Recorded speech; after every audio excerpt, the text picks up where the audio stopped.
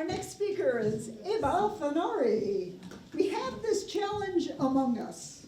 We internalize and avoid confrontation because we don't know how to deal with it, without getting defensive and making the situation worse.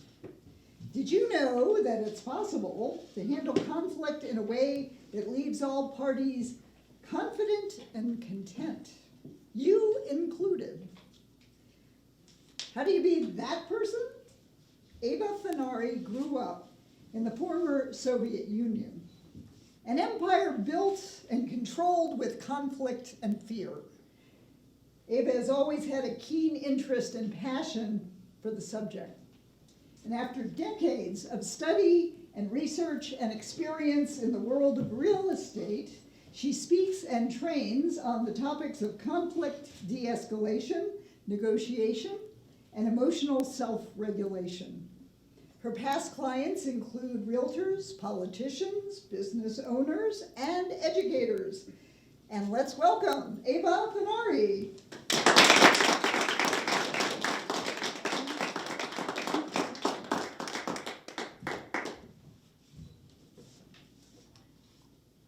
I am from northeastern Europe, from a small country, Estonia. A typical summer in Estonia is lush and rainy. It may not be the perfect summer for you, but it is absolutely the most ideal summer for mosquitoes. There are so many mosquitoes in Estonia in the month of June that in vernacular, June sometimes is called the mosquito month. On one of those Junes, I was having evening tea with my grandmother in the garden. It was 9:30 p.m. and so far up in the north, the sun would have been high in the sky if it hadn't been for the rain clouds. There we were, my grandmother, myself, and all the mosquitoes of 7 villages. If you have ever been the target of the mosquito or collective mosquito attack, you know that everyone out there has a break point. That break point comes when you have had at least 10 mosquito bites on your face alone, when you are wearing snow pants and mittens just to protect yourself, even though it's the height of summer. And even though you know that it is the body heat that attracts them in the first place, and you profusely sweating in your snow pants is only escalating the situation. I was obsessed with those mosquitoes. I was obsessed with them. And the final breaking point always arrives when they start massively attacking your eyeballs, because that's the only part of your face that is still out there. And you become really scared that one of those little suckers is going to pop one of your eyeballs like a water balloon. As I was sitting there panicking, my grandmother, however, was peacefully sitting in her chair and sipping tea. Only once in a while would she brush off a collection of those fragile bugs off her forearm. I couldn't get it. And I asked, Grandma, how come this doesn't bother you at all? This is what she said. Listen, it's only the females who suck blood. And they do so only when they need to lay eggs. I have 9 kids. I know what it's like.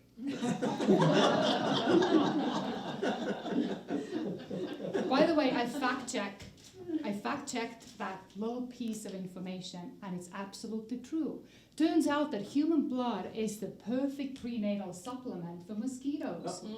But that's not the point I came here to make.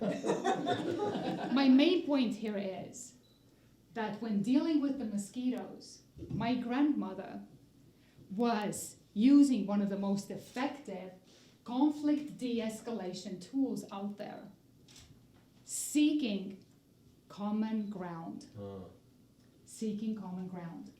My grandmother and the blood-sucking mosquitoes, they all belonged to the global organization called motherhood, right?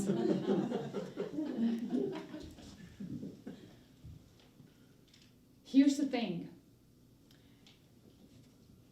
The studies in group psychology show that when we actively seek out common ground with others, our opponents, and better yet, if we actively try to defend our opponent's points of view, even for play, we become significantly less defensive and critical of them. And let me tell you, you have something in common with everyone out there, even if you don't like them. So this is a fine moment for us to put this into practice. You didn't come here just to sit and listen for me to speak. You came here to take something away. So let's make a quick exercise. Are you ready? Yes. Yes, let's have a quick exercise. So here's what I want you to do. I want you to close your eyes so you can be in your own space and think of that one person in your life who you disagree with, dislike, maybe even despise. And if you have a hard time coming up with a person, think of politics. That should help. And now, think of something that you have in common with that person. It can be difficult. And please know that if my grandmother can find something in common with mosquitoes, I'm sure you can find something in common with someone from your own species. How are you doing? Is it happening? Yeah. Is it easy? No. Depends on the person, right? Here's the mistake I don't want you to make. This exercise is not for you to learn how to control them. This exercise is not asking you to love them, like them, or agree with them. This exercise is designed to help you to de-escalate your own emotional reaction to that person. If you become as good as my grandmother at it, I think you're good to go, right? When it came to mosquitoes, my grandmother being really good at it, she had arrived on the highest level of negotiation and conflict management. And here are the 4 levels of negotiation, conflict management, emotional de-escalation. Let's start with level 1. This is the lowest level out there. I call those people instigators. They run with high drama, they criticize, blame, gossip. They always assume the worst of people. Do you know someone like this? Yes. And let me tell you, we all can sometimes be that person, right? The next level up from there is level 2, and let's call them the reactionaries. These are people who have learned enough to control their emotions until something triggers them. They are happy to live their lives until somebody really upsets them. And therefore, they live their lives being reactive and reacting to the world around them. This is where the large chunk of the population is habitating all day long. Next level up, level 3. Those would be your bystanders. These people have learned enough in life that they know how to regulate their own emotions. They have learned to know what their own triggers are and how to manage those. What they will do, however, if faced with someone who's dramatic or reactionary, they will disengage. Those are the people who will say, I'll stay out of it altogether. This is a fine tactic when you're having Thanksgiving dinner with your family. But when you are in a business situation, when you're representing your clients, when you're representing someone else's money, when you're representing your own professional self, this may not be enough. And that takes us to the highest level, to the 4th level of conflict de-escalation.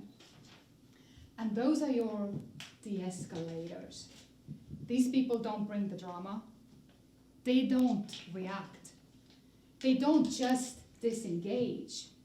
They have trained their minds, they have trained their eyes to seek out the cues that signal distress and triggers in others.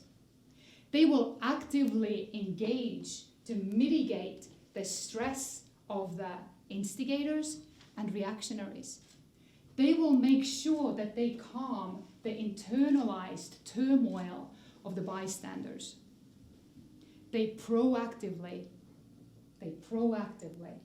de-escalate any situation that they get into. Don't you want to be that person? Mm-hmm. Yes. So how can you be that person? Because that's the person to be. And once you become that level 4 communicator, your relationship, doesn't matter whether professional, personal, or business, are going to be so much easier and so much more joyful. Your confidence will never have elements of arrogance to it because there's no need for it. Mm. So how do you do that? How do you become that de-escalator, level 4? It takes work. I have the process, but it takes work from you.